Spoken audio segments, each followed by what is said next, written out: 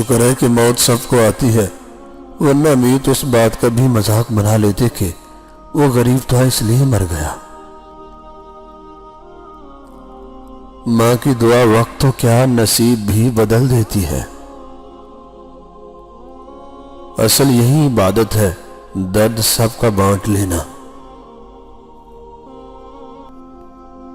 زندگی جنہیں خوشی نہیں دیتی انہیں تجربہ ضرور دیتی ہے۔ زندگی میں خوشیاں حاصل کرنا چاہتے ہو تو خوشیاں دینا بھی سیکھو، جب دینا سیکھ جاؤ گے تو پانا آسان ہو جائے گا۔ جو ماں کی خدمت محبت کے ساتھ کرتا ہے اسے یہ یقین کر لینا چاہیے کہ اس کے سر پر ہر وقت ماں کی دعاؤں کا سایہ موجود رہتا ہے جو اسے ہر مشکل سے بچا لیتا ہے۔ رشتے نبھانا ہر کسی کے بس کی بات نہیں، اپنا دل دکھانا پڑتا ہے کسی کی خوشی کے لیے۔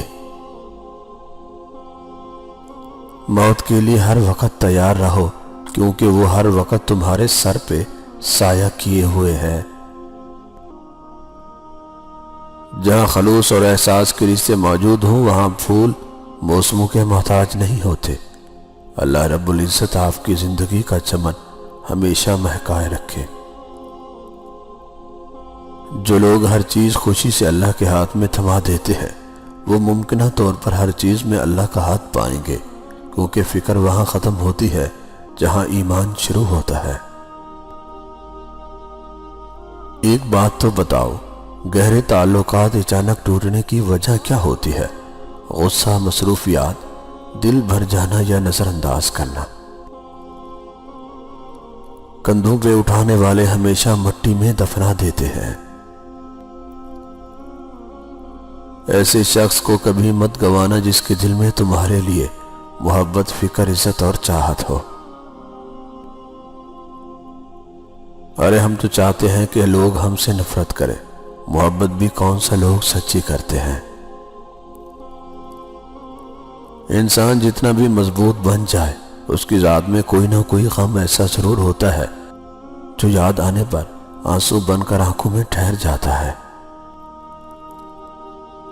زندگی میں لوگوں سے ایک ہی سبق ملا، جن کو ہم جتنا خاص کرتے گئے ان کے لیے ہم اتنے ہی اہم ہوتے گئے۔ تعلق مختصر ہی صحیح منافقت سے پاک ہونا چاہیے۔ جب وقت کروٹ لیتا ہے نا تو بازیاں نہیں زندگیاں بدل جاتی ہیں۔ حضرت محمد مصطفیٰ صلی اللہ علیہ وسلم نے فرمایا، باپ کی دعا اولاد کے لیے ایسی ہے جیسے نبی کی دعا امت کے لیے۔